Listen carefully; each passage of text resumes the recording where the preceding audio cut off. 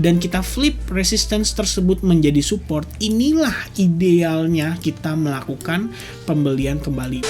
Hello everyone, welcome back again to my YouTube channel. My name is Kevin Saili. In this YouTube channel, teman-teman akan menemukan informasi menarik seputar cryptocurrency. So if you do like cryptocurrency, make sure kalian subscribe channel ini. Don't forget to leave your thumbs up kalau kalian suka dengan konten yang saya bahas di dalam video ini. Teman-teman, di video update kali ini kita akan membahas dua hal yang cukup menarik, fundamental dan technical analysis, seperti biasa.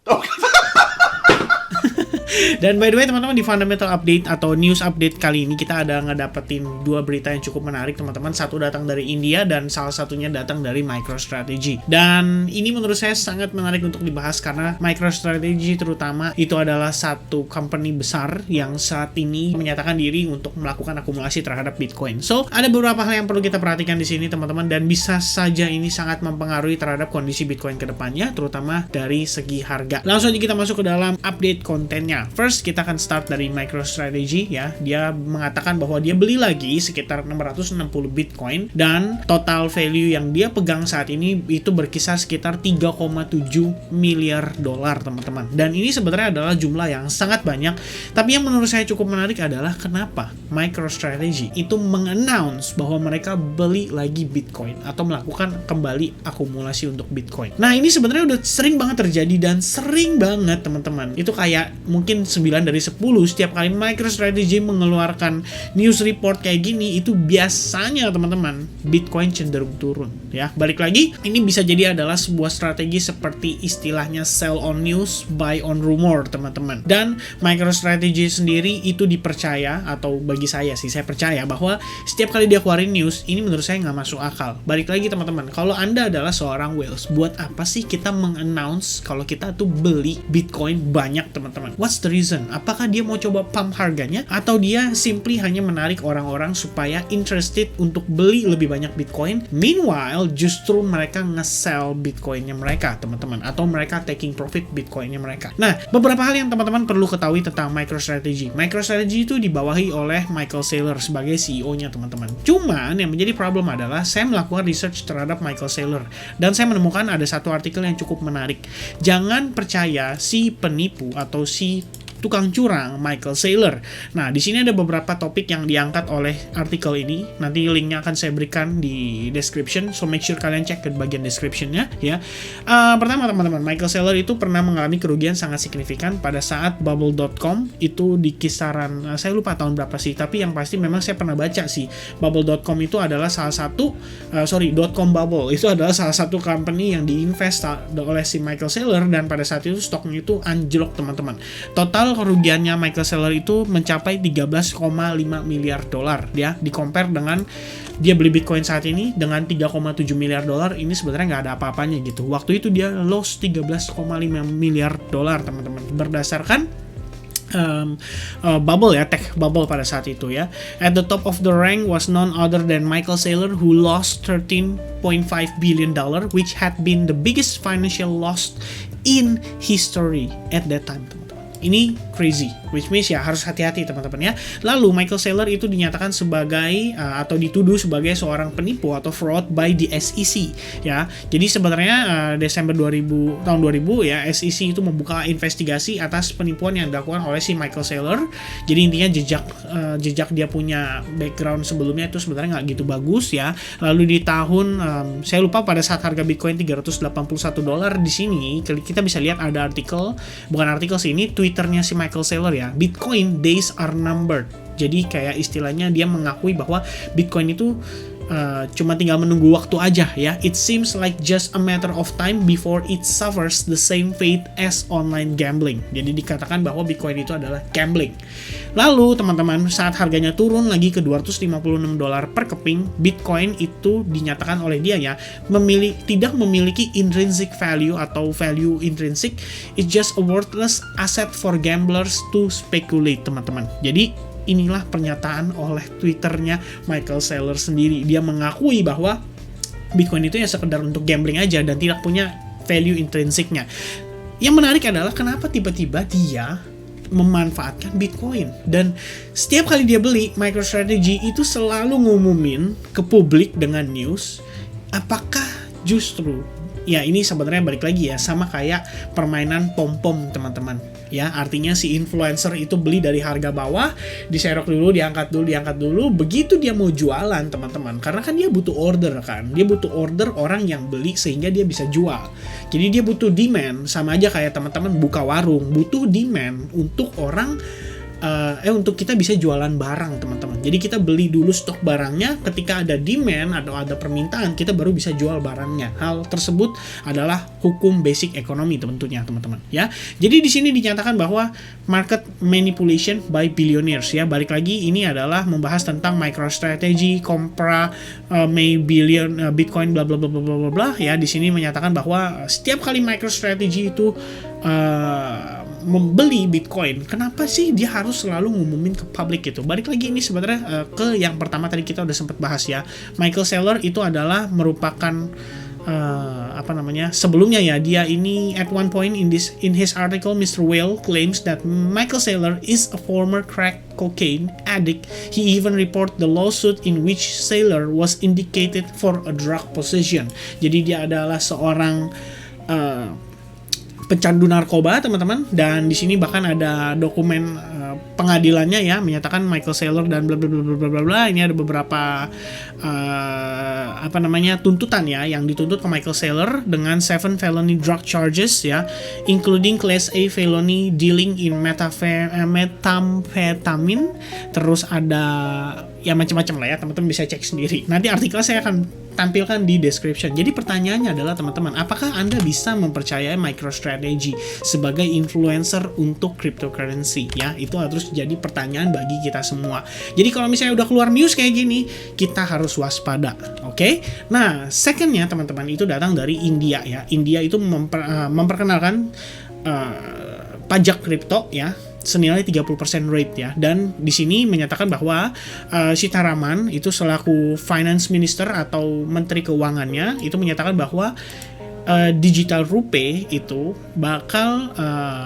mungkin bakal rilis ya, atau dirilis atau di-issued by Reserve Bank of India sekitar di tahun 2022 dan tahun 2023. Jadi ini sebenarnya adalah pengakuan terhadap cryptocurrency ya. Authorities in India have decided to introduce a tax on cryptocurrency transaction in addition to issuing a digital currency within the next 2 years. Jadi pertama ada pengakuan, tapi kedua ada tax yang cukup besar. Ini bisa mengurangi player cryptocurrency tentunya, atau trader cryptocurrency, karena every time mereka melakukan transaksi, pajaknya itu 30%. Ini gede banget teman-teman. Bayangin kalian ngirim 1 Bitcoin, pajaknya 0,3 Bitcoin. Kayak what the hell gitu loh. Ya. Nah, itulah ya 2 news yang mungkin bisa mempengaruhi harga Bitcoin dalam waktu dekat ini untuk short term maupun mid term. Nah, next teman-teman, kita akan sedikit discuss tentang technical analysis-nya untuk daily time frame. Kita akan buka dari daily terlebih dahulu. Ini adalah outlook yang sebelumnya kita sudah pernah share melalui Bitcoin Roadmap. Jadi kalau misalnya teman-teman belum nonton, boleh nonton lagi ya di Bitcoin Roadmap part 8 yang terakhir teman-teman. Di sini kita udah ngebahas tentang potensi terbentuknya Bitcoin, ABC running flat corrective pattern ya. Ini sebenarnya kita udah bahas di time frame weekly juga beberapa waktu lalu, bahwa kita meyakini Bitcoin itu bisa saja tertahan pada kisaran teman-teman, saya coba cek lagi ya, Fibonacci 78,6%, dan itu berarti di kisaran level $34.600 ya. Dan kalau kita lihat lagi di sini, sedikit saya remind, sebelumnya terbentuk sebuah trendline yang cukup penting juga, dan saat ini mempertahankan kondisi harga Bitcoin tepat sekali di kisaran Fibo 78,6%-nya. Dan ini bisa saja overall merupakan wave 1-nya dia, impulsive move, lalu kita sedang memasuki fase korektifnya, dan sekarang kita berpotensi menunjukkan bahwa ada indikasi harga Bitcoin itu sudah mulai bottom teman-teman. Nah, taunya dari mana sih? Ini sebenarnya pembahasan kita di beberapa video terakhir ya. Kita ngelihat pertama teman-teman dari segi MACD itu menunjukkan adanya potensi yang namanya bullish divergence ya. Kalau kalian perhatikan, si divergence ini menunjukkan adanya ya si MACD ini menunjukkan adanya bullish divergence di mana dia membentuk yang namanya higher low, tapi pada Bitcoin itu menunjukkan yang namanya lower low teman-teman ya dari kondisi swing terakhirnya. Jadi sebenarnya ini adalah yang dinamakan dengan bullish divergence, terjadi juga pada RSI-nya, dan yang lebih menariknya adalah kita sudah melihat adanya bull cross terjadi pada kondisi MACD terakhir, dan juga dia sudah mulai memasuki histobar berwarna hijau. Memang sih pembahasan kita terakhir kita mengatakan bahwa di sini bisa aja sifatnya cenderung korektif. Kenapa demikian? Kenapa kita belum siap bullish? Pertama teman-teman, MicroStrategy sudah ngeluarin news dan ini bisa aja mendorong harga Bitcoin untuk turun kembali atau terkoreksi kembali ya. Which means kita tadi sudah bahas reasonnya apa. Kedua teman-teman, boleh teman-teman perhatikan bahwa saat ini kita itu sedang testing terhadap, saya hilangin dulu, kita itu sedang testing terhadap exponential moving average 21 ya. Dan kalau kalian perhatikan di beberapa pergerakan terakhir, every time kita touch exponential moving average 21 kita mendapatkan sell off yang cukup signifikan teman-teman. Bahkan dia create yang namanya lower low ya. Jadi ini sebenarnya adalah satu kondisi yang kita perlu antisipasi ya. Saat dia testing EMA 21 kembali mendapatkan rejection dan dia create another lower low teman-teman dari level terakhir lowestnya. Nah, lalu begitu pula terjadi pada kisaran 20 Januari lalu, kita testing terhadap exponential moving average 21 dan kita create another lower low teman-teman. Pertanyaannya, di kondisi saat ini low itu kan berada di kisaran level $34.400 dan kita sedang testing terhadap exponential moving average 21 lagi. Apakah kita akan mendapatkan rejection yang sangat signifikan dan bahkan kita create lower low? Jika demikian itu yang terjadi, maka kita perlu antisipasi bahwa Bitcoin itu memiliki potensi untuk testing sampai ke kisaran level $30.000 ya. Karena kalau kita lihat memang overall ini cukup clear ya, siapapun harusnya bisa memahami bahwa kita itu berada di dalam yang namanya downtrend teman-teman ya. Simply this is a lower low, lower high, lower low, lower high, lower low, and then potentially lower high, which means kalau kita mendapati rejection, kita bakal ngeliat Bitcoin berpotensi create yang namanya lower low kembali ya. Tentunya ini adalah bukan hal yang kita harapkan, tapi teman-teman kita perlu expect the unexpected ya. Artinya kita harus istilahnya expect itu apa ya? Kita harus memperkirakan lah. Sebenarnya lebih ke arah memperkirakan lah terhadap resiko atau potensi resiko yang bisa terjadi terhadap market crypto saat ini ya. Kalau kalian lihat ini simply memang sudah jelas sekali membentuk yang namanya descending channel ya. Kalian boleh consider ini juga as a potential falling wedge pattern, but in the end it's still a descending channel teman-teman ya. Dan so far kalau kita perhatikan lagi, kalian mungkin bisa menilai dari sini juga. Pertama, seberapa impulsifnya pergerakan turun ini, seberapa strongnya sellers ketika masuk.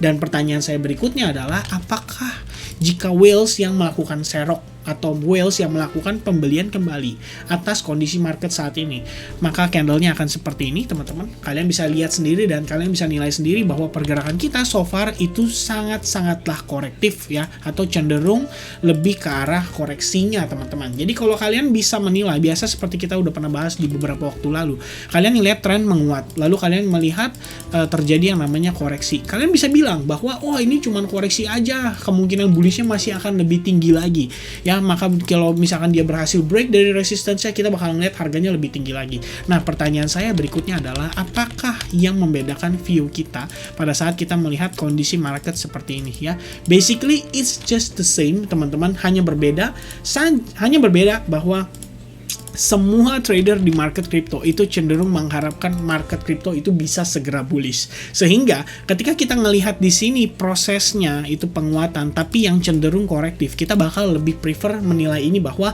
oke, ini berarti market crypto siap bullish. Balik lagi, ini adalah soal mindset dan soal feeling atau soal psikologis kita terhadap kondisi market. Apalagi buat teman-teman yang sebelumnya udah serok di sini gitu ya. Kita udah pernah bahas sebelumnya bahwa ada orang yang menyatakan every time ada dip dia beli, seperti Nayib Bukele misalnya atau Presiden El Salvador. Menurut saya itu kurang bijak. Kenapa? Pertama, kita tidak menyadari bahwa kondisi marketnya itu jelas sekali berada di dalam downtrend ya. Maka dari itu, kalaupun saya biasanya buyback, saya tetap akan menetapkan resiko maksimal saya atas pergerakannya si market itu. Contoh, waktu itu kita udah sempat bahas, di sini berpotensi memang ada yang namanya market rebound ya, karena pertama kita jelas banget ngelihat di sini bisa aja membentuk yang namanya trend line teman-teman.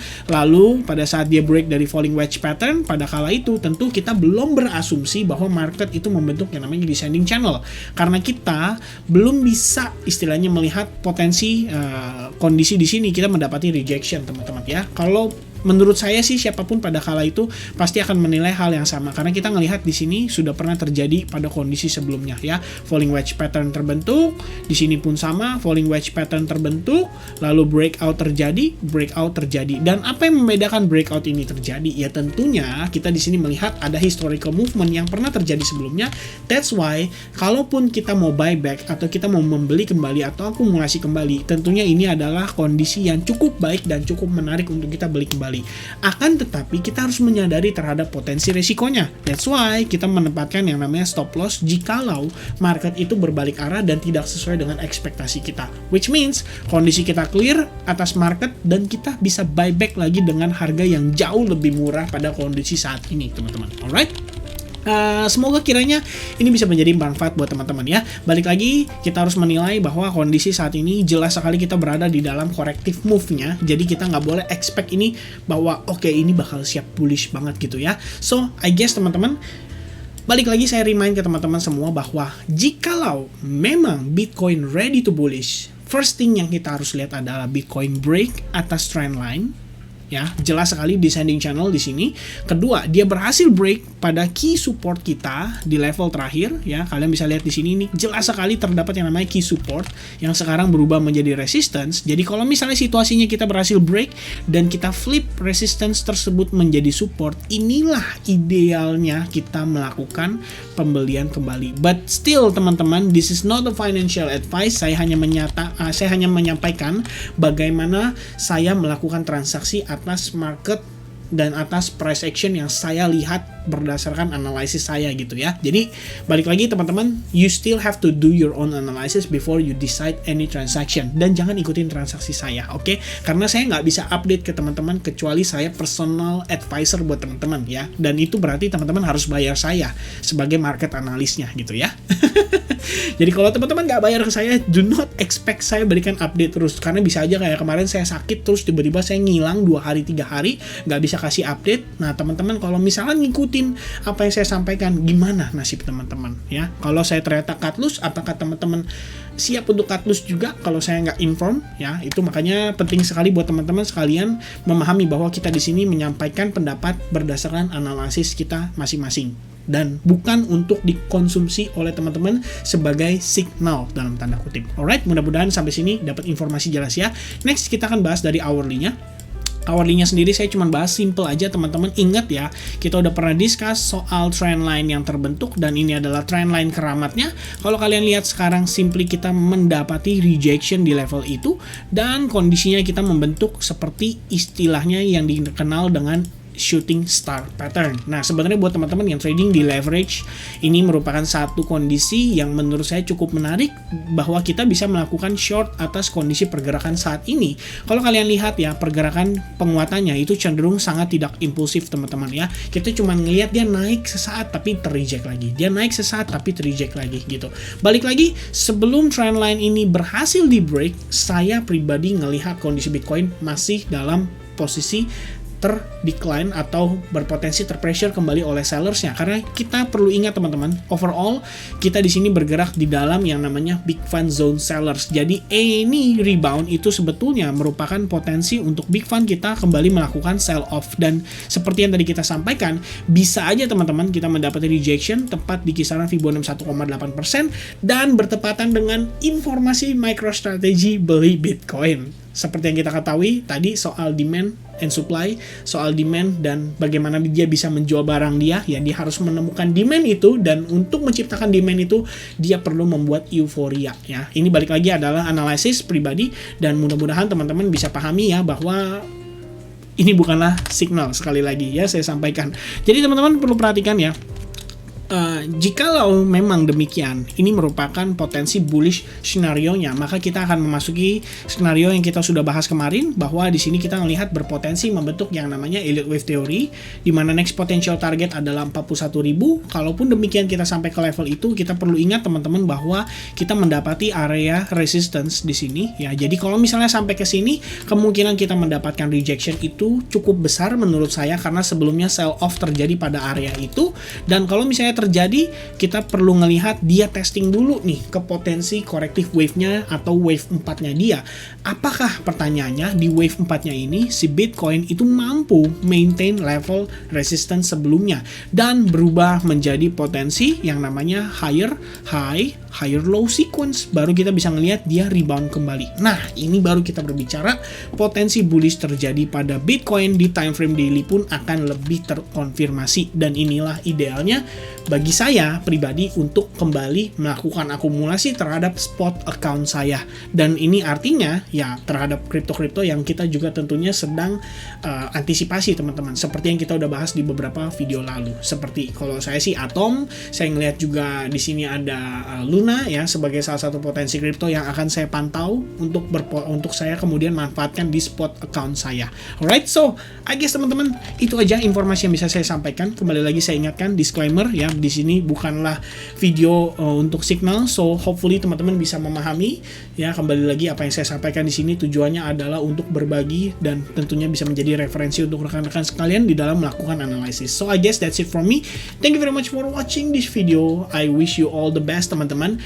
Kongsi Facai buat teman-teman yang merayakan, dan tentunya untuk yang tidak, kita sama-sama doakan ya, semoga kiranya di tahun ini kita bisa kembali diberkati dengan kesehatan, perlindungan, diberkati dengan rezeki yang berlimpah dan juga kesejahteraan. Dan yang tentunya tidak kita lupakan adalah kita doakan semoga kiranya COVID-19 itu bisa segera hilang dari muka bumi ini, sehingga dunia kembali tenang dan kembali seperti sedia kala. So I guess that's it from me.